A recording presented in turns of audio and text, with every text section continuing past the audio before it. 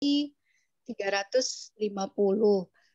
Jadi ini adalah seri yang setiap harinya kami laksanakan mulai dari September tahun 2020 sampai 2021 ini. Dan ini adalah hampir setahun persis begitu.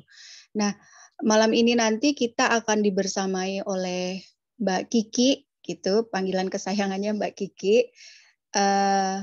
Nama lengkap beliau adalah Mbak Dwi Susilawati, SPSI, MA Psikolog. Beliau merupakan psikolog klinis di Rumah Sakit Umum Pusat Dr. Sarjito.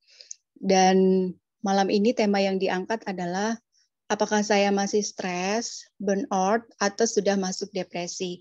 Kita ketahui bersama kondisi pandemi COVID-19 ini tentu mendatangkan hal-hal yang sebetulnya bisa jadi dibilang positif bagi yang memaknai positif, tetapi bisa juga dibilang negatif bagi yang memaknai ini sebagai sesuatu yang menjadi beban begitu ya. Nah, ketika ini dimaknai sebagai sebuah beban atau masalah, tentu akan mendatangkan stres begitu. Nah, tapi kemudian apakah stres ini bisa dikelola dengan baik atau tidak, ataukah justru nanti mendatangkan hal yang lainnya, berefek pada hal yang lainnya seperti burnout, dan bahkan mungkin apakah justru sampai pada depresi. Nanti kita akan bersama-sama mendengarkan materi dari narasumber yaitu Mbak Kiki. Mungkin bagi Bapak Ibu yang baru bergabung, karena saya lihat tadi di daftar peserta ini Mas Afdol banyak sekali psikolog-psikolog yang malam ini bergabung. Karena spesial tadi saya share juga ke grup anggota Ikatan Psikolog Klinis, begitu. Terima kasih atas hadirnya. Mungkin tidak bisa saya sapa satu persatu ya Bapak Ibu, tetapi beberapa yang saya sangat familiar yang setiap hari dengan setia menyimak adalah Bu Aisyah Indati. Assalamualaikum Bu Indati, semoga sehat selalu. Waalaikumsalam. Iya, waalaikumsalam. Matur nuwun rawuhipun malam ini. Dan malam-malam kemarin yang dengan setia menyimak acara kami. Kemudian ada juga Bu Yeni Triwahyuningsih yang beberapa waktu yang lalu sempat mengisi juga di Unisa Yogyakarta bersama Pak Komarudin. Selamat malam Bu Yeni, terima kasih Selamat sudah malam, bergabung. Ibu. Selamat malam Ibu, senang bisa bergabung.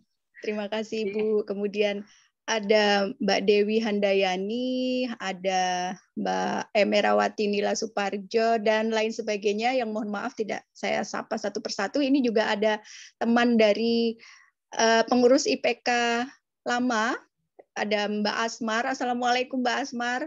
Terima kasih sudah bergabung juga malam ini di acara kami. Dan Bapak Ibu lainnya yang dari Nusantara yang sudah bergabung. Acara ini untuk Bapak Ibu yang baru saja bergabung, dulunya awalnya merupakan acara yang dipersembahkan untuk para para ini deh yang ada di shelter begitu. Jadi yang sedang dalam perawatan di shelter supaya tidak ngelangut. Ngelangut itu apa nggih? Supaya tidak terfokus pada sakitnya, kesepian begitu nggih matur nuwun Bu In. Sehingga dihadirkan acara ini untuk menemani dan untuk menghadirkan ini nggih nuansa positif dan semangat untuk sembuh begitu.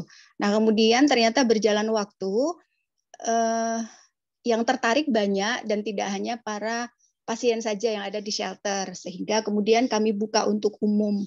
Nah, maka jadilah pengajian rutin setiap malam ini kami kelompokkan dalam tema-tema. Jadi kalau mungkin nanti yang setelah acara ini selesai ingin kembali mendapatkan poster, kemudian materi yang sudah diberikan, bisa bergabung nanti di WA group yang akan saya share untuk linknya begitu nggih. Jadi kalau untuk hari Senin dan Kamis itu adalah tema-tema keagamaan. Kemudian hari Selasa dan Jumat itu adalah tema-tema psikologi, dan hari Rabu dan Sabtu itu adalah tema-tema kesehatan. Nah, khusus Minggu malam Senin itu adalah tema yang kami hadirkan sharing terkait para penyintas COVID yang mereka memberikan sharing dengan pengalamannya masing-masing. Harapannya semoga bisa bermanfaat bagi siapapun yang menyimak. Dan tidak menutup kemungkinan mungkin salah satu dari Bapak Ibu sekalian nantinya juga akan bisa menjadi narasumber. Kira-kira begitu, dan semoga malam ini dengan materi yang diberikan Mbak Kiki bisa nanti pertama memberikan pengetahuan kepada kita, mungkin ada pengalaman-pengalaman yang akan di-share juga oleh Mbak Kiki, dan sekaligus bisa menjadi penguatan kita untuk tetap menjalani hari-hari ke depan dengan positif. Sekali lagi terima kasih buat Mbak Kiki yang bersedia malam ini untuk diminta berbagi kepada kita semua. Semoga menjadi amal jariah Mbak Kiki, dan selamat menyimak bagi Bapak Ibu sekalian para jamaah pesantren COVID Muhammadiyah with you. Baik, saya kira begitu sambutan dari saya. Terima kasih banyak atas rawuhipun sekali lagi untuk semuanya. Assalamualaikum warahmatullahi wabarakatuh. Waalaikumsalam warahmatullahi wabarakatuh. Kami ucapkan terima kasih kepada Ibu Ratna Yunita atas sambutan dan perkataannya. Semoga dapat berlancar acara kita malam hari ini. Baik Bapak Ibu yang dirahmati Allah, tema kita malam hari ini seperti yang sudah disebutkan tadi adalah apakah saya masih stres, burnout, atau sudah masuk depresi? Nah, yang akan diisi oleh beliau Ibu Dwi Susilawati, SPSI MA Psikolog. Beliau adalah KKF Psikolog Klinis RSUP Dr. Sarjito. Pada beliau Ibu Dwi Susilawati kami persilahkan.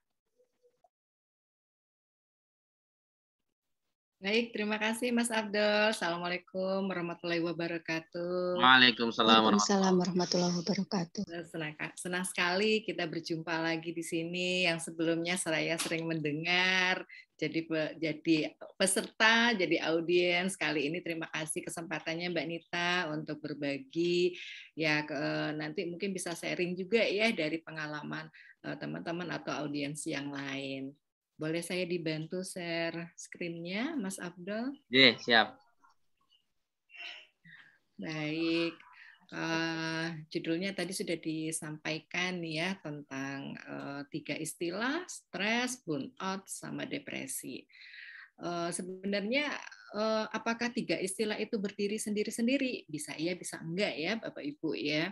Tapi kalau kita lihat di layar yang bisa Bapak Ibu lihat bahwa seperti tanda panah yang makin naik, makin membesar, begitu juga 3 istilah ini bisa menjadi suatu kondisi psikologis yang bisa memburuk.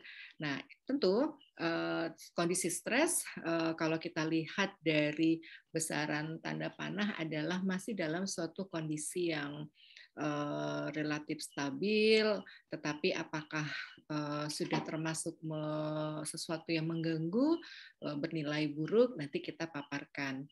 Kemudian bila stres tidak terkelola dan berkelanjutan, itu nanti bisa akan menjadi burnout, dan tentunya kalau tidak semakin dikelola dengan baik, akhirnya dalam kondisi yang disebut depresi, di mana termasuk suatu gangguan kesehatan mental. Slide, Mas Abdul. Baik, stres. Kita mudah sekali untuk mengatakan stres, bahkan anak kecil pun juga mengatakan stres. Apa tuh sebenarnya stres itu? Kenapa tiap individu itu bisa bereaksi? Tentu kita namanya perilaku adalah interaksi antara kondisi diri kita dan lingkungan, akhirnya menjadi suatu perilaku. Jadi stres lebih pada reaksi individu. Jadi dari masing-masing tiap orang berbeda terhadap situasi yang dihadapi. Jadi kalau seseorang menghadapi cuaca yang panas, tetapi temannya santai-santai saja karena dari daerah pesisir yang dia sudah terbiasa dari kecil nyaman dengan cuaca panas, tentu respon stres itu ternyata sangat subjektif. Nah, situasinya sama, tetapi bagaimana persepsi, bagaimana individu mengartikan situasi itu, apakah berpotensi menuntutnya untuk harus melakukan suatu tindakan, apakah dia nantinya akan menilai ini menekan, mengancam, atau bahkan berbahaya karena bisa menyakiti dirinya. Yang dimana situasi yang dinilai ini ternyata melampaui dari kemampuan resource yang dia miliki.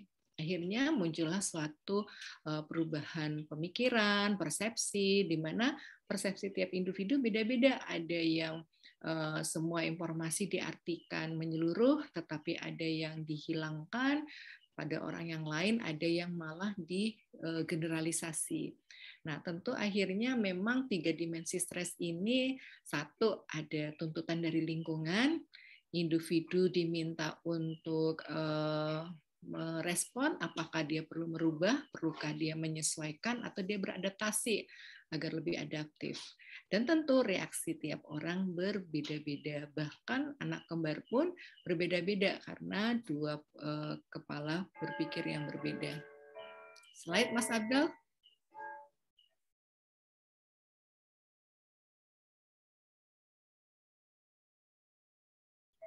Baik, bagaimana respon stres pada individu? Bisa kita lihat ada bentuk ya, yang paling kelihatan adalah fisik. Bagaimana detak jantung, nafas, tekanan darah yang tidak teratur, ada perubahan tegangan otot, berkeringat, atau mungkin ada getaran di tangan. Kemudian bisa kita juga lihat yang kita bisa lihat perubahan apakah wajahnya yang bersangkutan itu tampak sedih, mudah marah, atau tampak tidak konsentrasi, atau yang paling kita bisa amati adalah perilaku, perubahan pola tidur, kebiasaan, keinginan untuk menjauhi dari orang-orang yang biasa sering dia interaksi, atau bahkan juga terjadi penurunan kemampuan kognitif, konsentrasi berkurang, pelupa, persepsinya banyak mengalami perbedaan, ada yang informasi yang dihilangkan, ada informasi yang mengalami kesalahan penginterpretasian, atau malah informasinya terlalu diperbesar. Nah, 4 reaksi ini akan menentukan respon tiap individu yang berbeda-beda. Slide, Mas Abdul. Oke, sebenarnya stres itu apakah positif, apakah negatif, apakah peristiwa itu netral? Tentu kita perlu mengembalikan lagi kepada orang yang mengalami. Pada layanan kami bertemu dengan klien yang memerlukan konsultasi, kadang dalam menentukan peristiwa yang bagi kita tidak apa-apa, seseorang misalnya duduk dengan kakinya digerak-gerakkan, tetapi ternyata bagi individu yang lain diajarkan dalam budaya nilai di keluarga bahwa duduk yang sopan adalah kaki tidak banyak bergerak-gerak. Nah, tentu semua peristiwa bisa bernilai positif atau negatif tergantung dari persepsi atau penilaian individu itu. Kemudian dinilai berbahaya bagi orang yang sudah terbiasa melihat ular, tentu kondisinya tenang-tenang saja dibandingkan dengan individu yang sudah terbangun dari kecil bahwa binatang ular itu menakutkan dan bisa membahayakan dirinya. Nah, tentunya respon-respon stres ini akhirnya menimbulkan suatu respon yang unik tiap individu. Slide, Mas Abdul. Nah, sebenarnya stres itu positif atau negatif, apakah kita perlukan atau tidak? Ada namanya itu tekanan. Tekanan yang dinilai itu kalau kita lihat bila dibandingkan dengan kemampuan untuk beradaptasi atau menghadapi situasi yang sulit, kalau dalam rentang yang wajar sangat diperlukan. Jadi yang bisa kita sebut eustress, yaitu adalah stres yang bisa meningkatkan performance, meningkatkan kinerja yang lebih baik. Nah, dari kurva Yerkes-Dodson law ini seperti kurva U terbalik, bahwa pada titik di sebelah kiri dari kurva ini sebenarnya stres sangat diperlukan, memotivasi, meningkatkan kinerja, bahkan meningkatkan kualitas bekerja yang optimal, sehingga akan mendapatkan kepuasan atau penilaian yang baik dari lingkungan. Tetapi di titik puncak, bila individu merasa tekanan itu semakin melampaui dari kemampuan yang dia miliki, sumber-sumber yang dia miliki, mulailah stres itu memberikan dampak yang negatif atau yang biasa kita sebut distres, mulai bergerak dari kurva titik tengah ke kanan. Efisiensi kita dalam menentukan strategi menurun, kreativitas untuk menemukan ide-ide hal-hal yang patut dicoba tidak muncul, kewaspadaan terhadap hal-hal yang perlu dipertimbangkan juga tidak teringat, akhirnya menjadi muncul menimbulkan kondisi-kondisi psikologis yang masih makin menekan, kecemasan, kebingungan, akhirnya diikuti kelelahan fisik, dan akhirnya yang kita sebut burnout. Jadi antara burnout ini sebenarnya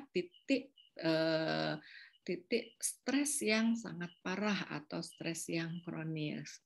Sehingga bagaimana dari titik tengah ketika tingkat stres sudah menunjukkan melampaui dari sumber kemampuan yang dimiliki individu itu, yuk bagaimana yang bersangkutan kita dorong menyadari, merawat dirinya, menyayangi dirinya, mencoba hal-hal apa yang terbaik untuk perlu dia lakukan. Slide, Mas Andro. Nah, sebenarnya kita dalam misalnya taruhlah melakukan suatu pekerjaan membaca buku. Nah, sebenarnya dalam hal rentang membaca buku atau ini pekerjaan 8 jam misalnya ya, titik paling maksimal individu itu bisa bekerja maksimal adalah 90 menit. Dan sangat dipertimbangkan bahwa mulailah di pagi hari ketika performance sedang bagus-bagusnya, jadi mulai yang target yang diinginkan. Bagaimana selama 90 menit tubuh bereaksi untuk berkegiatan untuk mencapai performance yang terbaik, dan pelan-pelan energi akan mengalami penurunan. Sehingga sediakan waktu untuk 20 menit untuk mengumpulkan energi kembali, entah itu ke kamar mandi, atau berjalan mengambil air minum, atau beranjak ke tempat teman kerja yang lain. Sekitar 20 menit bisa kita upayakan pergerakan, mulai lagi untuk gerakan performance yang meningkat atau stres secara positif kita hadirkan lagi untuk meningkatkan performance yang lebih baik lagi. Jadi seperti gelombang ini yang perlu kita pahami, dan kita perlu melihat rentang waktu dalam melakukan suatu pekerjaan. Slide, Mas Abdul. Nah, oke, coba yuk Bapak dan Ibu cek yuk. Saat ini, akhir-akhir ini bisa 1 minggu atau 2 minggu. Kalau pagi, apakah Anda bangun masih rasanya malas sekali? Bahkan terjadi di hari Senin sampai Jumat, yang untuk kerjanya Senin sampai Jumat. Kemudian ketika bangun, apakah badannya terasa capek? Atau tidak ingin ketemu orang, inginnya lebih banyak menyendiri? Kemudian hadir suatu pemikiran bahwa setiap hari, bahkan hari kerja adalah hari yang buruk.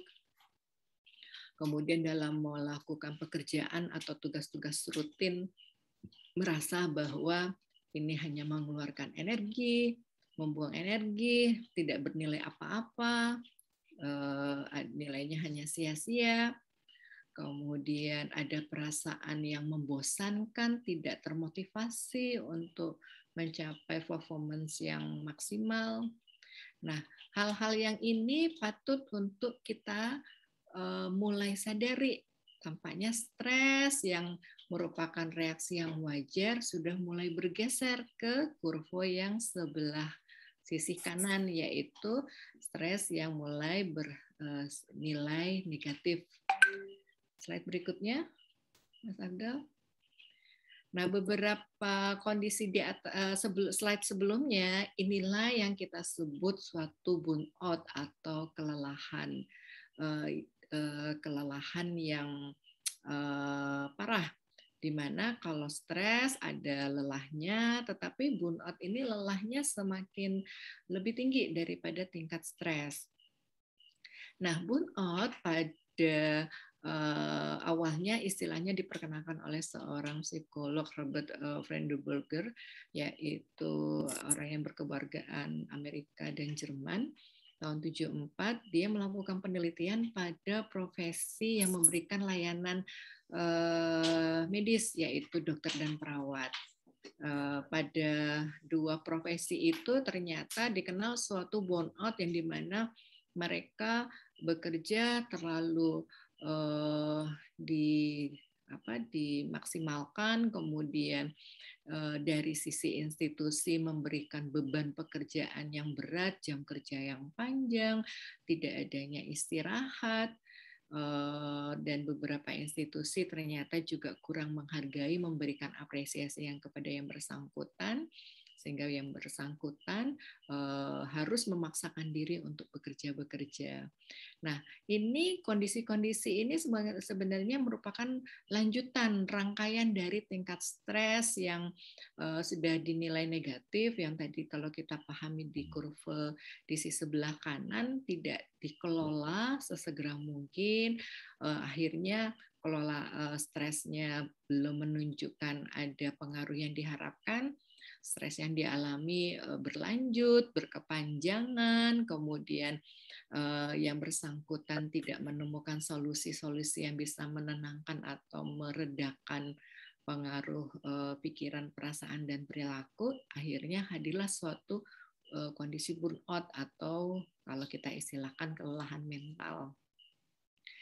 Nah, tahun 70 istilah ini hanya diperkenalkan pada profesi kesehatan yang memberikan jasa layanan ke orang lain. Tetapi makin ke sini mulai tahun 80-an, 90 bahwa bahkan sampai pandemik ini bahwa burnout dapat sangat dimungkinkan muncul pada ibu rumah tangga, pada semua orang, semua profesi, tidak hanya pada background kesehatan, sangat-sangat mungkin terjadi pada burnout, di mana reaksi stres yang bersifat kronis, berat, yang mengarah pada dampak dari pekerjaan atau rutinitas harian. Slide, Mas Andra. Oke. Apakah burnout ini merupakan kondisi yang bermasalah berkaitan dengan kesehatan mental? Sebelumnya WHO menyebut bahwa ini memang bukan penyakit, tetapi ini tidak begitu perlu diperhatikan, tidak hanya sebagai reaksi yang normal, hanya sebagai gejala gambaran yang bersifat deskriptif saja, lebih pada kondisi kesehatan individu manusia. Tetapi makin ke sini WHO merevisi untuk istilah burnout ditambah burnout syndrome ini sudah masuk dalam suatu kondisi masalah kesehatan mental, di mana akibat stres di tempat kerja yang tidak kunjung selesai. Nah, di burnout ini ada maknanya di mana yang bersangkutan tidak mendapatkan hikmah atau pemaknaan dalam bekerja. Kenapa dia harus bekerja? Kenapa dia harus bekerja memaksimalkan diri? Sehingga sehingga muncullah tingkat stres yang kronis. Slide. Bagaimana kita bisa tahu ciri-ciri burnout? Irisannya sangat-sangat tipis dengan stres, di mana ada sebagian gejala dari stres juga terikuti di gejala-gejala burnout, tetapi ada gejala-gejala burnout yang untuk level yang ringan sudah tidak masuk burnout. Jadi kalau kita ingat lagi kurva U yang kebalik itu, sisi kanan, paling kanan adalah kondisi burnout. Kita bisa lihat 3 kondisi fisik yang paling bisa kita lihat. Apakah badan terasa tidak fit, bahkan dengan tidur pun ternyata kelelahan fisik tidak mereda, ternyata disadari kelelahan juga ada maknanya kelelahan psikis atau kelelahan mental. Kemudian mudah sakit-sakitan, imunitas menurun, sebentar-sebentar sakit, ada keluhan-keluhan yang lebih banyak bersifat psikosomatis, merasa ada keluhan fisik, tetapi kalau ditelusuri secara medis tidak ditemukan ada penyebab yang mengarah pada penyakit. Kemudian ciri burnout emosi yang ini tidak bisa dilihat oleh orang lain, tetapi lebih disadari oleh yang bersangkutan, di mana bersangkutan lebih emosinya berubah-berubah, kemudian meragukan kemampuan dirinya, merasa bahwa tidak bisa memberikan manfaat ke orang-orang sekitar, bahkan ke institusi tempat dia bekerja. Seorang ibu tidak merasa masakannya tidak memuaskan bagi ayah dan anak-anak. Nah, ini bagaimana burnout ciri burnout dari sisi emosi lebih menghadirkan pikiran-pikiran batin yang ini lebih banyak disimpan. Nah, tentunya akan menimbulkan ketidakpuasan dalam melakukan pekerjaan. Sedangkan perilaku ini bisa diamati oleh teman-teman kerja yang bersangkutan atau keluarga yang tinggal satu rumah dengan yang bersangkutan, bagaimana yang bersangkutan menunda-nunda pekerjaan, menghindar untuk adanya interaksi dengan teman, ya kerja hanya sesuai dengan tugasnya, kemudian segera pulang, tidak diisi dengan semacam percakapan sosial yang untuk mengisi waktu. Atau bisa juga ciri burnout adalah sering mengajukan izin tidak masuk kerja, atau malah tidak ada keterangan, menghilang. Tetapi kalau ditanyakan keesokan harinya menunjukkan perasaan marah yang berlebihan dari kacamata teman-teman kerjanya. Dan tentu dari sisi perilaku burnout akhirnya bisa menghindari tanggung jawab. Nah, tanggung jawab ini lebih pada rasa ketidakpuasan dalam dirinya tentang hasil kerja yang dia lakukan. Berikutnya, slide-nya, Mas Abdul. Bagaimana kita bisa membedakan ya stres sama burnout? Tetap seperti dua lingkaran yang saling bersisihan, atau kita sebut lingkaran vena. Ini ada garis yang ini miliknya stres, ada miliknya burnout, tapi ada daerah abu-abu yang bisa dua kondisi yang sama-sama ada. Nah, tetapi yang sangat membedakan misalnya ekspresi emosi. Kalau stres bisa diekspresikan dengan lepas. Tetapi untuk burnout mulai mulai tumpul untuk ekspresi emosinya, wajahnya cenderung datar, bahkan tidak bereaksi. Kemudian dalam berkegiatan, stres masih menunjukkan energi yang besar untuk berlebihan untuk dia lakukan. Tetapi burnout karena diikuti energinya yang menurun, akhirnya ada rasa ketidakberdayaan, ada rasa tidak ada sesuatu yang bisa diharapkan, sehingga mulai lebih hipoaktif, tidak banyak pergerakan. Kemudian kalau stres, energinya energinya berkurang, tetapi nanti dengan cukup istirahat nanti energi bisa hadir kembali. Atau misalnya beberapa orang minum kopi atau minum minuman yang manis, stresnya bisa dikelola. Tapi untuk burnout energinya memang menurun, tetapi diikuti oleh motivasi keinginan untuk bertindak itu juga mengalami penurunan dan tidak ada keinginan untuk mencapai suatu kondisi yang lebih baik atau diharapkan yang diinginkan, misalnya pencapaian prestasi. Kalau stres ada semacam mengarah pada gangguan cemas, tetapi kalau untuk burnout lebih mengarah pada suatu kondisi yang depresi. Dan kerusakan kalau stres cenderung yang lebih fisik kelihatan, sehingga karena dampaknya fisik tentu akan dengan mudah bangkit ketika dengan cukup makan, minum, istirahat, atau melakukan kegiatan yang menyenangkan. Tapi burnout bahkan menuju ke depresi, kerusakannya masih cenderung lebih dalam karena berkaitan dengan emosi dan perasaan. Oke, slide berikutnya, Mas. Oke, bagaimana kita bisa membandingkan stres, burnout, depresi lebih pada mengacu pada sikap atau situasi pekerjaan. Kalau stres, memang ada ketidakpuasan untuk pekerjaannya, tetapi bisa dibangkitkan keinginan untuk mendapatkan hal yang lebih baik atau mengingat kembali tujuan kenapa saya harus bekerja, yang bersangkutan bisa bangkit dengan cukup mudah atau tidak butuh waktu yang lama. Respon-respon fisiologis memang kelihatan, tetapi hanya sementara saja, di mana akan mereda, stabil kalau kelola stres dilakukan dan memberikan dampak yang diinginkan. Sedangkan burnout, selain kebosanan, ada perasaan sinis pada pekerjaan. Mengapa dia harus mengerjakan ini? Mengapa dia harus bekerja dengan mengerahkan semua kekuatan? Ada rasa frustasi, akhirnya tidak ada keinginan untuk bekerja secara maksimal, bahkan akhirnya menghindar dari interaksi teman yang terutama dalam bekerja dalam tim. Ingin untuk berprestasi pun juga mengalami penurunan. Nah, apa bedanya dengan depresi? Kalau burnout masih mau untuk bekerja, masih mau untuk datang ke tempat bekerja.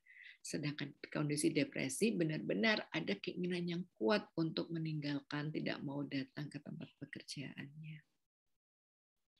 Berikutnya, slide berikutnya, Mas Adam. Oke. Burnout dalam kondisi-kondisi yang tidak terkelola dengan baik, pelan-pelan akan menjadi pada kondisi yang lebih berat, yaitu kita sebut depresi. Apa itu depresi? Depresi adalah keadaan seseorang yang merasa berada di bawah tekanan sehingga tidak mampu menjalankan kegiatan sehari-hari dan pekerjaannya secara normal. Ini udah masuk pada masalah gangguan kesehatan mental. Bagaimana kita menentukan karakteristiknya? Memang bisa kelihatan pemikiran perasaannya negatif, kemudian harga diri yang rendah, ketidakberdayaan. Nah, yang patut untuk yang bersangkutan atau orang-orang di sekitar memantau adalah yang bersangkutan itu sudah muncul nggak untuk ide-ide menyakiti, melukai dirinya dengan benda-benda tajam. Bahkan yang paling berat adalah keinginan untuk mengakhiri hidupnya. Nah, ide-ide yang muncul belum dilakukan sudah harus kita waspadai. Apalagi kalau yang bersangkutan sudah melakukan upaya dan upaya yang sebelumnya gagal. Pasti ada keinginan untuk mencoba lagi dan mencoba lagi. Slide berikutnya. Biasanya profesi kesehatan mental itu psikolog atau psikiater atau bisa dari layanan yang primer di puskesmas melihat bagaimana kemunculan gejala utama, ada 3 gejala utama dan bagaimana kemunculan 7 gejala utama. Tetapi tidak harus semuanya muncul pada yang bersangkutan. Dari 3 gejala yaitu hadir rasa murung, adanya hilang dengan minat yang dulu sangat disukai, suka nonton atau suka bercerita dengan orang lain, atau kondisi mudah lelah, dari 3 gejala ini minimal 2 gejala muncul nggak? Dan ditambah dengan 7 gejala tambahan itu cukup hanya 2 gejala saja. Entah gangguan tidur dan nafsu makannya bermasalah, jadi bisa sulit makan atau bisa makannya berlebihan. Atau gangguan konsentrasi disertai dengan harga diri yang rendah. Atau ada hadir rasa bersalah, misalnya tadi ya lanjutan dari burnout dengan menyadari performance kinerjanya menurun, rasa bersalah hadir bahwa dia tidak bisa membantu pekerja, dia memberikan beban pekerjaan kepada teman sekerjanya, atau malah orang yang ingin dia bantu, misalnya konteksnya pasien. Dan hadir nggak ada pikiran kematian sampai ide untuk bunuh diri. Nah, 2 gejala utama ditambah 2 gejala tambahan minimal sudah terjadi dalam waktu 2 minggu, patut untuk diduga yang bersangkutan mengalami depresi ringan. Nah, apa yang harus dilakukan? Slide berikutnya, Mas Abdul.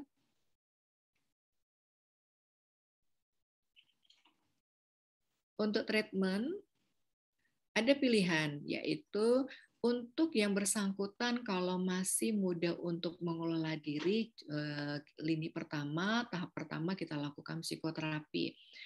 Psikoterapi dalam artian teknik-teknik perubahan perilaku, perubahan pemikiran, perubahan kondisi emosi.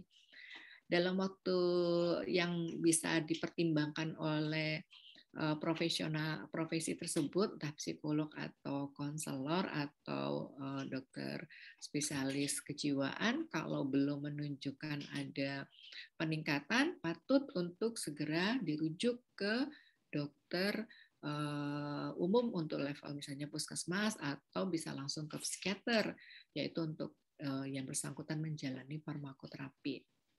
Nah, tentunya psikoterapi dan farmakoterapi akan sangat perlu didukung oleh upaya dukungan support system di mana yang bersangkutan itu tinggal. Entah dari keluarga, dari teman, saudara, memberikan dukungan informasi, dukungan emosi, atau dukungan instrumental, misalnya upaya untuk kedatangan ke rumah sakit atau layanan kesehatan yang terdekat, atau mungkin diajak untuk memiliki suatu kegiatan yang lebih bermakna.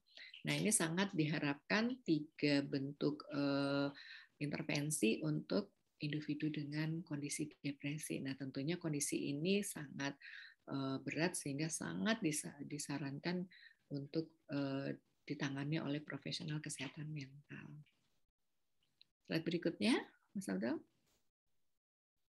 Secara umum kalau kita menyadari atau ada orang yang kita kenal, keluarga yang kita kenal mengalami stres, ada perubahan yang berbeda dari sehari-hari, kita cukup mengatakan kelola stres atau manajemen stres. Nah, ada 4 atau 5 option yang bisa kita pilih. Apakah kelola nutrisi yang dilakukan, atau perubahan pemikiran, atau olah tubuh, atau melakukan suatu tindakan, atau melakukan interaksi atau fokus dengan dirinya. Tentunya kalau Bapak Ibu bisa melihat cabangnya semakin banyak, artinya kita perlu menyadari apa yang kita pikir, bahwa stres itu bisa dikelola dengan minum yang manis, makan makanan yang manis. Tetapi sekali lagi, yang menjalani, yang mengalami kondisi stres adalah yang bersangkutan. Tentu yang bersangkutan yang paling tahu. Sehingga kita cukup memberikan alternatif, atau kalau kita sendiri menyadari kita sedang dalam kondisi stres, ada teman atau ada saudara mengatakan, coba kamu lakukan senam, coba kamu lakukan bergerak. Kita perlu memahami bahwa itu adalah salah satu alternatif saran yang dipertimbangkan. Jadi tidak harus dilakukan. Banyak caranya, tetapi yang paling tahu adalah yang mengalami stres. Apa yang bisa saya lakukan, dan saya mau nggak kondisi stres ini dirubah untuk menuju kondisi yang lebih nyaman lagi. Jadi kita perlu berhati-hati ya untuk menyarankan, untuk mengarahkan orang-orang dalam kondisi stres, tapi kita support. Misalnya kita memberikan beberapa alternatif yang dimana nantinya teman kita atau orang yang kita kenal itu bisa memilih langkah apa yang dia merasa nyaman, yaitu pengalaman cara yang sebelumnya pernah dia pakai dan berhasil, atau cara yang baru sama sekali belum pernah dia gunakan tetapi dapat informasi nih, ini loh beberapa cara untuk lakukan manajemen stresnya. Oke, slide berikutnya, Mas Adel. Ada salah satu cara meditasi juga ala Hawaii namanya Ho'oponopono. Jadi Bapak Ibu bisa cari nanti di YouTube, ada instrumennya di mana ada empat pengucapan dan ditambah dengan olah nafas atau yang kita sebut relaksasi, ditambah relaksasi. Kalimat pertama adalah I'm sorry, atau kalau kita mau bahasa Indonesia ampuni saya, atau mau bahasa Jawa juga silakan. Kalimat yang kedua adalah forgive me, maafkan saya. Kalimat ketiga thank you, atau saya berterima kasih. Dan yang keempat adalah I love you, saya menyayangi kamu. Nah, 4 kalimat ini ditambah dengan gerakan nafas. Kalimat pertama, ambil nafas lewat hidung. Kemudian kalimat yang kedua, diucapkan sambil melepaskan nafas lewat mulut. Kemudian ulangi lagi kalimat yang ketiga, ambil nafas lagi sambil mengucapkan thank you, ambil nafas lewat hidung. Kemudian lepaskan napas lewat mulut sambil kita mengucapkan I love you. Nah, sebaiknya berapa kali, Bu? Tidak ada ketentuan, senyaman mungkin, sesering mungkin. Tapi kalau kita Islam bisa, saya paling suka kalau diiringi dengan saat sholat. Jadi malah juga bisa tambah lebih khusyuk. Silakan teman-teman bisa mau pakai cara ini sebagai salah satu alternatif. Slide berikutnya, Mas Abdul. Kita perlu menyadari posisi di manakah saya berada, entah itu dalam posisi ketika stres, ketika burnout, atau ketika dalam kondisi yang cukup berat, yaitu depresi. Kalau Bapak Ibu lihat, lingkaran paling kiri adalah zona aman. Tidak mau untuk berubah, tidak nyaman sekali di titik ini, nyaman dengan keburnotannya, nyaman dengan stresnya yang bersifat negatif atau distres, atau bahkan nyaman dengan kondisi stresnya, depresinya. Nah, tentu kondisi-kondisi aman ini kita perlu bawa yang bersangkutan atau diri kita. Apakah saya mau berubah? Apakah saya mau lebih baik lagi? Yuk kita bawa pada zona ketakutan. Kalau saya tetap berada di zona aman, apa ya hal-hal yang terburuk yang bisa saya alami? Kemudian pelan-pelan dibawa, saya hadirkan perasaan saya tidak mau kondisi ini terus terjadi. Bagaimana kita hadirkan saya mau belajar, saya mau untuk mulai menerima, menyadari, mau mengenali, baik saya menyadari kalau saya sedang stres, saya sedang berada pada tuntutan pekerjaan yang tinggi, saya ingin melakukan suatu tindakan, dan kita berharap dari kondisi entah itu stres atau burnout atau dalam kondisi depresi yang masih awal, kita arahkan bagaimana pindah menuju zona bertumbuh, bagaimana pemikirannya yang lebih fleksibel, masih ada kesempatan untuk lebih baik lagi, mencapai perubahan yang lebih nyaman, sehat secara fisik, emosi, dan sosial, ini perlu kita hadirkan. Nah, langkah yang konkret saat ini yang bisa saya tawarkan adalah slide berikutnya, Mas Abdul. Oke, lanjut Mas Abdul yang berikutnya dulu. Oke, Yang paling sederhana untuk saat ini bisa Bapak Ibu coba adalah memetakan posisi saya ada di mana.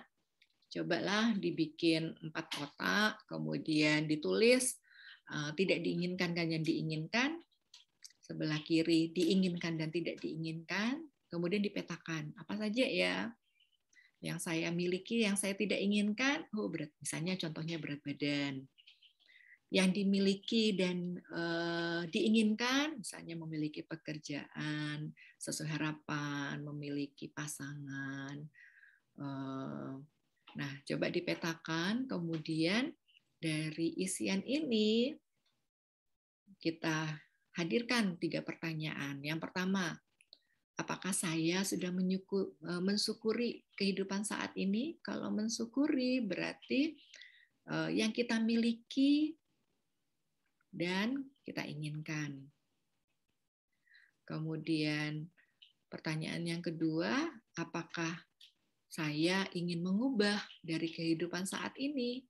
Biasanya kita fokus dengan yang diinginkan, tapi tidak atau belum dimiliki. Nah, ini goal atau tujuan yang perubahan kita harapkan. Kemudian yang ketiga, apa ya yang sudah bagus namun ingin tetap saya tingkatkan? Nah, silakan nanti di otak-atik Bapak Ibu untuk pengisian tabel ini. Oke, boleh naik sebelumnya Mas Abdul tentang pengembangan diri. Nah, pengembangan diri yang lain ada yang perlu, biasanya burnout bisa sangat dipertimbangkan karena pengetahuan skill dari dalam diri yang bersangkutan, dari dalam diri kita mengalami stagnan atau tidak ada perubahan. Nah, ini penting sekali ketika burnout hadir, sebenarnya titik kesadaran kita bahwa kita masih ini warning untuk kita belajar. Nah, karena kita sudah masuk pada usia dewasa, tentu pembelajaran yang bisa kita lakukan pelajaran mandiri atau mengikuti training dengan narasumber dari orang lain yang kita harapkan. Kalau misalnya dengan training bisa kita hadirkan, tentu sumber daya yang bisa dimaksimalkan setelah menjalani training, apakah kapasitas kita perlu untuk tetap dengan pekerjaan yang saat ini atau perlu dipertimbangkan dijalani seleksi lagi untuk mencari tempat misalnya bidang atau divisi yang menimbulkan motivasi yang lebih baik lagi. Dan tentunya dalam diri kita atau orang yang mengalami keburnoutan, dia butuh motivasi. Nah, motivasi kenapa saya perlu bekerja, kenapa saya perlu belajar. Setelah menjalani training, tapi tidak cukup dengan training, harus dilanjutkan dengan pemetaan lokasi pekerjaan, divisinya mau tetap atau pindah, dan bagaimana menghadirkan sikap untuk mendapatkan pemaknaan baru dengan pendampingan dari orang yang dinilai semacam mentor atau yang dinilai mumpuni untuk di bidang tersebut.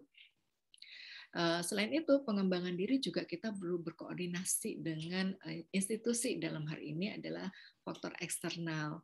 Bagaimana visi dan misi kelembagaan yang kita ikuti, harapan dan pemberian feedback kepada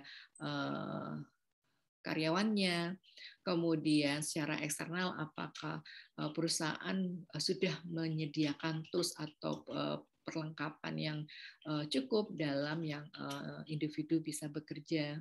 Dan tentu motivasi secara eksternal, apakah ada reward atau reward dan pujian yang bisa diberikan kepada karyawan tersebut. Baik, kesimpulan slide yang terakhir, Mas Abdul. Dari paparan ini, bagaimana Bapak Ibu bisa memahami bahwa burnout dan depresi banyak simptom yang saling tumpang tindih. Dan ini memang sulit untuk dibedakan. Tetapi kalau ada perubahan psikologis setelah stresor ini dikelola, dijauhi, dihilangkan, maka kondisinya kemungkinan lebih pada burnout. daripada depresi. Nah, gejala-gejala burnout dan depresi bila masih berlangsung atau dialami, penting sekali untuk Bapak Ibu yang menyadari ada kondisi tersebut atau teman atau saudara untuk segera datang meminta bantuan ke profesi kesehatan mental, entah itu psikolog, dokter umum atau psikiater. Baik, begitu presentasi saya. Untuk selanjutnya saya kembalikan ke Mas Abdul untuk bisa membantu diskusi atau ada yang mau ditanyakan dari peserta. Monggo Mas Abdul.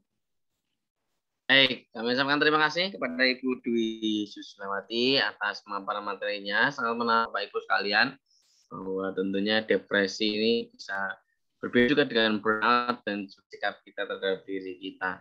Baik, Bapak Ibu yang dirahmati Allah, berikutnya kita masuki ruang tanya jawab kita. Persilakan Bapak Ibu yang sudah memiliki pertanyaan atau ingin bertanya, persilakan Bapak Ibu untuk bisa langsung menyalakan mikrofonnya atau menuliskannya menuliskan pertanyaannya di kolom komentar. Persilakan Bapak Ibu.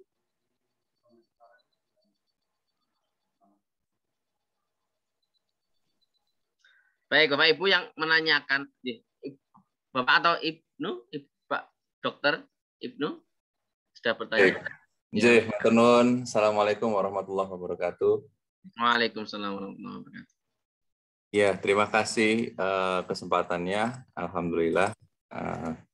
Ini begini, saya ingin mempertanyakan, Bu Dokter, jadi mengenai masalah depresi ya. Ini kebetulan kita ada juga yang mengalami depresi tapi pasca stroke. Ya mungkin pernah juga saya kira Ibu menemukan pasien seperti itu, dan ini ternyata long depression juga, artinya cukup lama ya, karena padahal stroke-nya itu mungkin ya juga masih ada, tetapi depresinya ini lebih mengkhawatirkan gitu. Artinya dari sisi pasien itu suka teriak-teriak kalau malam, kemudian ya kadang-kadang seperti orang terhalusinasi malah sudah ya Bu ya, artinya melihat orang yang sudah meninggal, kemudian tidak tahu dia ya dislocation ya, tidak tahu dia di mana sekarang berada gitu. Ini bagaimana penanganan yang seperti ini ya Ibu Dwi ya? Itu saja mungkin yang bisa saya sampaikan. Matur nuwun. Assalamualaikum warahmatullahi wabarakatuh. Waalaikumsalam. Waalaikumsalam warahmatullahi wabarakatuh. Bisa langsung dijawab Ibu, kalian persilakan. Oke, terima kasih untuk pertanyaannya Dr. Ibnu. Ya, kalau pasien Dr. Ibnu yang sampaikan tentang stroke, tentu depresinya sudah sangat kompleks ya, dengan disertai perubahan penurunan kemampuan, perbedaan dari kondisi sebelum stroke. Nah, ini kalau tadi ada satu gejala terakhir ya yang saya kok ada setelah halusinasi tadi apa gitu, saya kok malah menduga ada masalah disorganik, gangguan mental organik. Tentunya kondisi-kondisi ini dokter saraf sangat perlu bekerja sama dengan psikiater. Sedangkan kami dari psikolog klinis yang juga berada di rumah sakit atau layanan kesehatan, kita lebih ke pasien tentu mengajak kolaborasi anggota keluarga, bagaimana penanganan. Beberapa pasien stroke yang kami dampingi memang ada burnout dari anggota keluarga, di mana tingkat stres pendamping yang mendampingi pasien ini juga mengalami stres yang parah.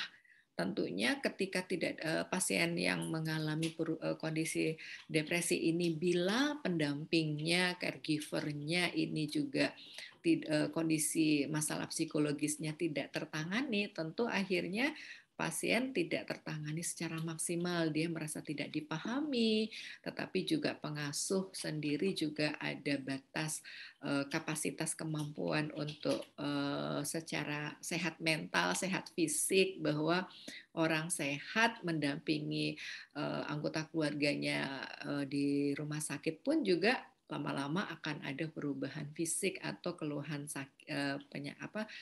gangguan fisik pun juga akan hadir.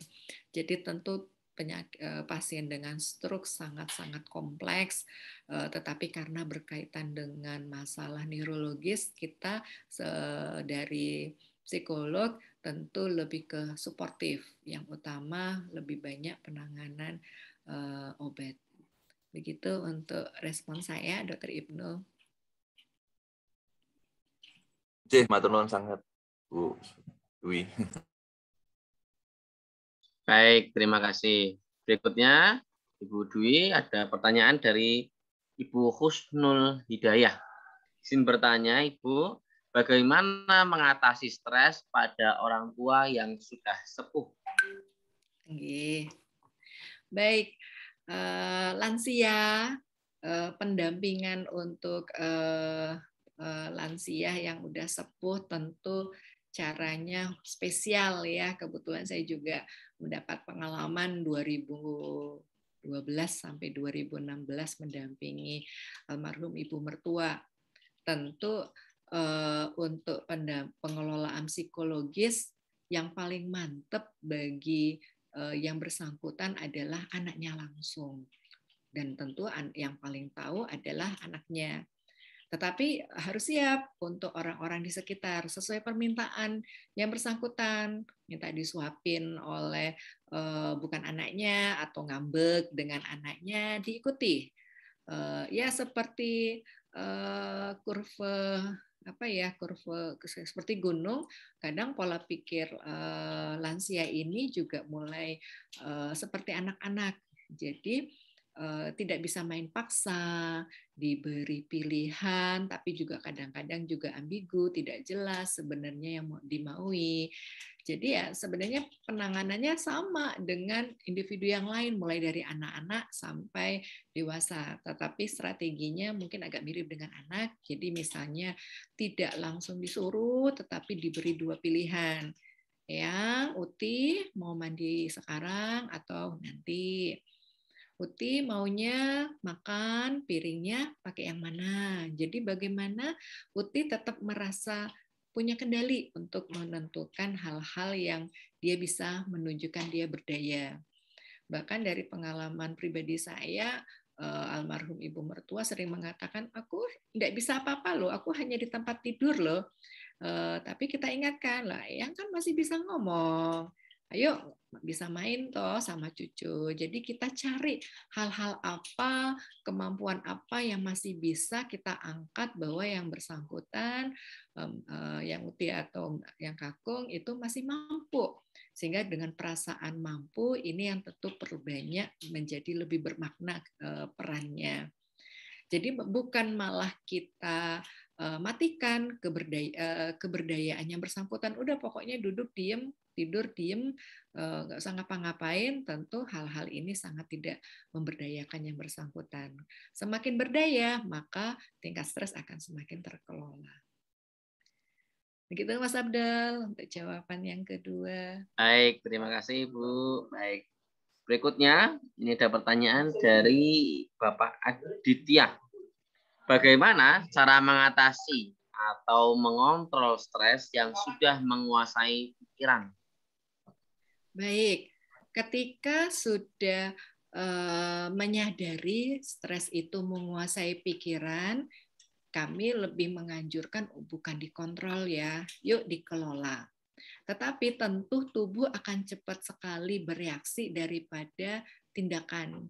Oleh karena itu, ketika menyadari bahwa pikiran sudah mendominasi, kadang kita perlu ngikutin, oke, pikiranku meminta aku untuk apa? Pikiranku melihat hal-hal buruk apa. Jadi dipetakan, dilihat tanpa perlu ada penilaian, tanpa perlu ada analisa. Misalnya kalau hadir penilaian jelek, kamu kan nggak bisa apa-apa. Pikiran jeleknya hadir. Oke, kita niteni aja untuk kemunculan-kemunculan itu. Ketika sudah diniteni, hadirkan kesadaran diri dengan mulai ada yang kita sebut kepekaan indrawi atau mudahnya kepekaan sensori tubuh dengan 5 indera. Jadi kita mau niatkan kita yang sekarang mau megang peranan, kita yang pegang kendali pikiran kita, yaitu saya bisa lihat apa ya di sekitar saya, mata. Kemudian saya bisa dengar apa ya di sekitar saya. Jadi mungkin sebutkan 2 atau 3 benda yang bisa saya lihat, yang bisa saya dengar, yang bisa saya pegang, atau mungkin yang 2 bau apa ya yang bisa saya baui, dan apa yang bisa saya masih hadir sensasi di mulut saya, lidah saya masih ada rasa makanan apa ya yang terakhir saya makan. Jadi intinya ketika pikiran mendominasi artinya kan pikiran yang menjadi tuan dari diri kita. Itu kan yang tidak kita inginkan. Yang kita inginkan adalah tubuh saya yang pegang, saya yang menjadi tuan untuk pikiran dan perasaan saya. Cuman pikiran dan perasaannya lagi dominan, diterima dulu. Begitu, Mas Abdul. Baik Ibu, terima kasih. Berikutnya pertanyaan dari Ibu Widya Rinanti. Dalam kondisi marah, stres, bolehkah mengalihkan pikiran dari kondisi tersebut dengan mengalihkan pikiran pada hal-hal yang menyenangkan? Apakah itu tidak jadi posisi berhayal jadinya? Oke, apapun itu kalau hadir ide ini, Mbak Widya, dipersilahkan, dicoba. Kalau saya sih bukan posisi berhayal ya, tetapi posisi yang saya ingin dapatkan. Jadi kita hadirkan bahwa saya nggak ingin kondisi marah, stres yang sedang terjadi.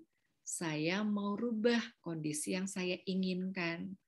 Jadi kalau posisi berhayal boleh aja, tetapi kalau Mbak Widya menguatirkan posisi berhayal ini dengan sesuatu yang berkaitan dengan nilai-nilai buruk atau nilai-nilai jelek, diganti bahwa saya sedang menghadirkan diri saya yang berhasil untuk mengelola marah dan stres. Jadi kondisi pencapaian perubahan apa.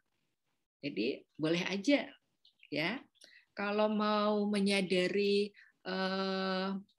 proses ini, Mbak Widya pakai 2 kursi. Jadi 1 kursi Mbak Widya hadirkan, oke, di kursi ini saya sedang marah, saya sedang stres. Dengan menyadari ini, saya pahami di kursi ini saya sedang marah dan stres. Kemudian Mbak Widya pindah ke kursi yang di sebelahnya. Di kursi sebelah, nyatakan bahwa tadi di kursi yang di situ saya sedang marah dan stres. Sekarang di kursi yang baru, saya ingin hadirkan kondisi baru apa ya yang saya harapkan, yang saya ingin capai. Atau mudahnya posisi berhayal. Boleh-boleh aja. Begitu, Mbak Widya, Mas Abdul. Baik, terima kasih Ibu. Berikutnya Ibu ada pertanyaan dari Bapak Awan. Izin bertanya, saya didiagnosa oleh psikiater mempunyai anxiety mixed depresi. Kalau anxiety itu takut mati, sedangkan depresi itu pengen mati. Jadi kadang takut mati, tapi terkadang ingin mati. Nah, pertanyaan saya, kalau dari sisi psikolog, bagaimana saya harus mengatasinya itu? Oke, terima kasih Pak Awan. Tadi ada 1 slide yang saya lupa mau jelaskan ya. Yang pertama adalah untuk menyatakan diagnosa, tolong berhati-hati untuk tidak cepat self-diagnosa. Jadi jangan terlalu cepat memberikan diagnosa, melabel diri. Ketika menyadari tanda-tanda ini cocok, mungkin Bapak Ibu bisa mengecek di kuesioner atau inventory dari internet. Tetap tiap orang punya keunikan. Sesegera mungkin untuk memeriksakan diri ke psikiater atau ke psikolog. Jadi jangan terlalu cepat untuk memberikan label. Baik, sedangkan Pak Awan sudah menjalani pengobatan dengan psikiater ya. Nah, kondisi ini memang saya kembalikan lagi ke Pak Awan. Kalau diagnosa ini Pak Awan sebut menyebut berulang-ulang, saya mempunyai anxiety, mixed depresi. Kalau kondisi ini tidak nyaman, yuk diganti yuk Pak Awan.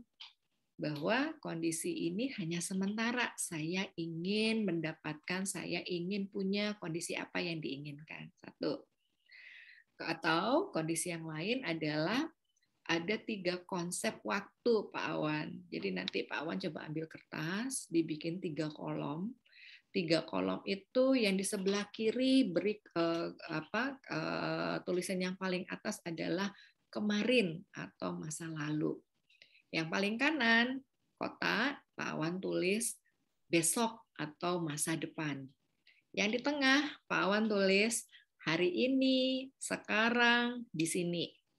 Nah, yuk dipahami bahwa yang kemarin sudah terjadi, menjadi pembelajaran, tapi nggak bisa dirubah.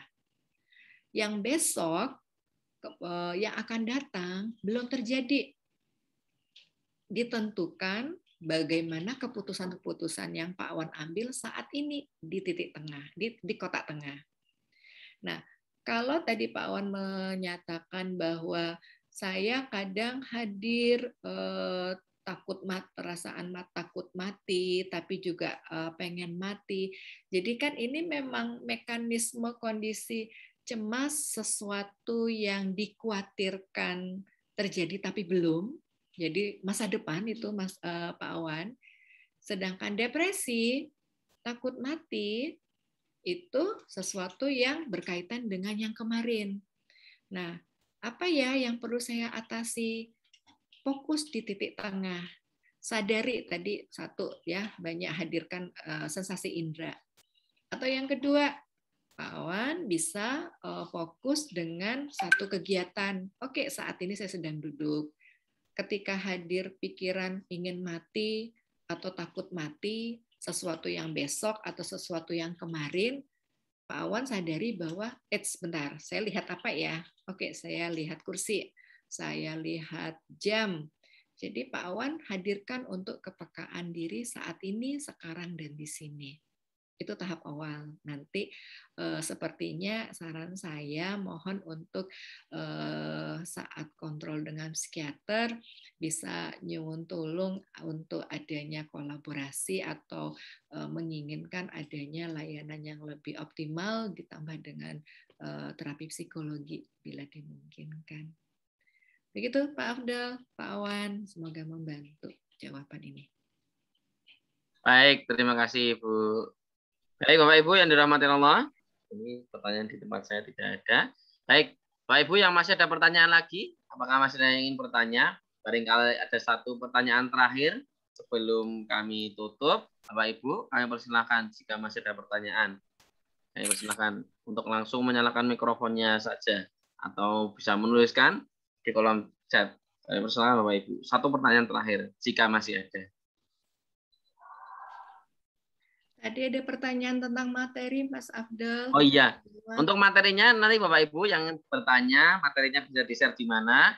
Bapak Ibu bisa bergabung terlebih dahulu di grup kami, di grup pengajian, info kajian MWY. Ya, yang linknya sudah di-share oleh Mas Irwan dan Ibu Ratna tadi di awal-awal. Jadi Bapak Ibu, dan ini coba saya kopikan linknya lagi. Monggo Bapak Ibu bisa masuk ke dalam link tersebut, nanti di situ nanti akan di-share materi-materi yang dari pemateri sebelum-sebelumnya juga, materi hari ini juga akan di-share ke dalam grup tersebut. Jadi Bapak Ibu yang menginginkan materinya nanti bisa bergabung di grup, nanti bisa langsung ditanyakan dan nanti akan kita share di grup tersebut. Terima kasih. Baik Bapak Ibu, Ibu Isya, ini Ibu Isya sudah menyalakan mikrofonnya, apakah ingin bertanya Ibu? Iya betul Mas Abdul. Indonesia sebagai penyampaian. Terima kasih. Assalamualaikum warahmatullahi wabarakatuh.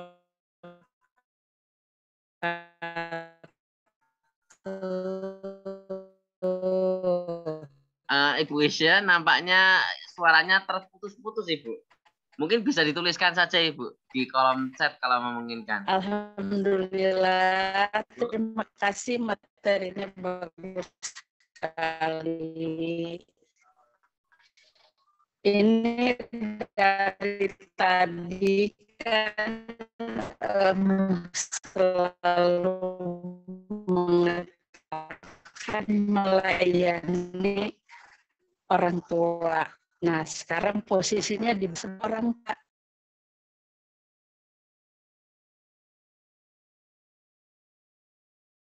Baik, karena emang sinyalnya kurang kuat sepertinya, Ibu. Jadi Saya mendebak aja ya, Mas Afdal iya. ya. Tadi Bu Ise kan Iya. menyebut kalimat yang terakhir. Sekarang posisinya di lansianya. Jadi kan bagaimana Ibu Ise menghadirkan suatu bagaimana ya kalau lansia sendiri yang menyadari dia ada kondisi perubahan psikologis yang tidak nyaman, entah itu stres atau burnout atau mungkin masuk dalam kondisi depresi. Kebanyakan lansia ini karena perbedaan aktivitas sebelumnya, memiliki pekerjaan, kemudian sekarang tidak memiliki pekerjaan, sebelumnya memiliki pemasukan, sekarang tidak, yang sebelumnya memiliki wewenang atau otoritas, sekarang mengalami perbedaan. Tentu perubahan-perubahan ini perlu disadari, dipahami, dan masuk pada kondisi penerimaan. Nah, tapi memang balik lagi ke ego masing-masing ya, Mas Abdul ya, untuk menyadari perubahan-perubahan ini. Tapi hadirkan bahwa kita hidup untuk apa sih? Kebanyakan banyak orang mengatakan bahagia. Bahagia itu dimulai dari kebermaknaan hidup, keberfungsian.